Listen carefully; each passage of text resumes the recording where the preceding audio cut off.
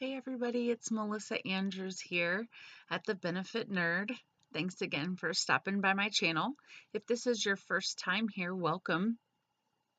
I'm glad that you took a few moments to check it out and see what this is all about. In my cozy little corner of the world, we talk about the everyday challenges that healthcare consumers in America face. Uh, So I wanted to just take a moment today, share a little story with you guys. Um, Today was a good reminder for me of things that I take for granted. And probably one of the top things that I take for granted is my health. So last summer, I took my kids down to stay with my parents. My parents take my kids every summer for a week, and they basically just get to hang out with grandma and grandpa. It's a blast. And then I get to visit with them, for a couple days, and then I head back and I work and do whatever, usually a house project here or there. And then I go back and pick them up the following weekend. So this particular weekend, though, I was getting to visit an old friend of mine from childhood, and her son and my youngest are the same age, so it was pretty cool. It was super exciting, and we got a tour their new house that they had built. And my kids were like, Mom, come here, come here, come here. You have to come check this out. And so they take me into her son's room, and he has like a tunnel slide built inside of their house that goes from his bedroom down to the basement. So it's not, it's like, one level, not super steep. So of course I was like, I gotta try this out. So my friend shouts, just make sure to like pick your legs up on the way down. Got it. That thing went so fast, I didn't even have time to think about whether or not I was going to pick up said legs at the end of the slide. And as soon as I got to the end, I heard a loud pop. So I knew something wasn't right. Instantly, I knew something wasn't right. But here I was trying to play it cool for a little bit. Thankfully, I had my mom's house to go back to, but suddenly I was faced with, ugh, what do I do? Here I am, clearly injured, in pain, not terrible pain, it's manageable, more annoying than anything. And I could go to option A, which is go to the ER and pay, $350 copay or something like that. And who knows what else above and beyond that with like x-rays and crutches and who knows what else. And these were all going to be like out of network things because I wasn't going to be able to, get anything in Indiana, being that I live in Wisconsin. So I basically, just borrowed a wrap and wrapped my ankle up the best I could, took some pain medication, and I knew I had an appointment with my physician, the Monday that I got back. So I basically was like, well, that'll be a $10 copay versus 350, so I'll just take my chances. Um, Thankfully, though, I had the information that I needed with me should I have needed to access that care. And it's one of those things that's really easy to overlook, we're just going for a quick trip, no need. No, there's some key things, that you kind of want to make sure that you have with you, so that you're prepared, not only with you in your person, but also in proximity or someone that can access things should something go awry on the trip. Um, Not the most fun topics to talk about, I know, but nonetheless a reality. And the more prepared that we are, better off we're going to be. I always say that a benefit is a benefit if you can use it. Otherwise, it's just a burden. So um, these are the top four things I say.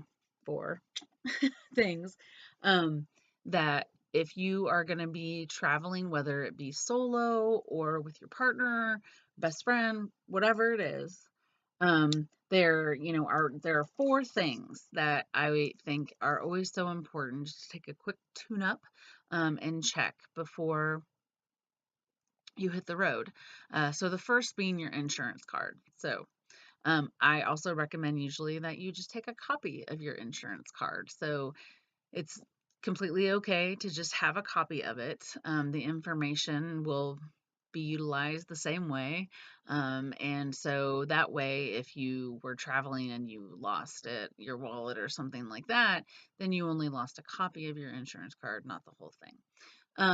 But you definitely want to make sure you have that because that'll be the identifying information that you would need or any of your dependents traveling with you. And then the second thing that's always good is to make sure that you have your physician's doctor, your doctor's office number, his name, so that if something would go awry, at least they can get in touch with your actual current physician to get your medical records and things as such. The third thing would be to keep a list of your current medications. So the name of your medication and the dosage is usually good. And outside of that, that's really all you need is to be able to make sure and tell someone in case they needed to know in an emergency situation that, these are the types of medications I take. Because believe it or not, we don't always know off the top of our head what those things are. We might know why we take them, but we don't always know the name of them. And then, last but not least, if you have a power of attorney for healthcare, or a living will, even, it's nice to make sure that you have a copy of that with you, so that your wishes and needs could be, um, you know, taken care of in the event. And it doesn't, I tell people like just put it in put it in an envelope in the glove box or something, I mean, somewhere at least where the other people on the trip with you know where it is, or it's nothing, incredibly valuable, except it becomes incredibly valuable if you're in an emergency and you don't have it. If you don't have those things, power of attorney for healthcare, or a living will, one thing that's really important to have is a release of information. So when you go and see your physician, just ask them, what do I need to do so that if something happened, you could speak to my spouse, or you could speak to my adult children, or my teenager, even, my parents, whoever it is, because I can't tell you how many situations I've seen where people need to access certain information and they can because there's no permission on file to do so.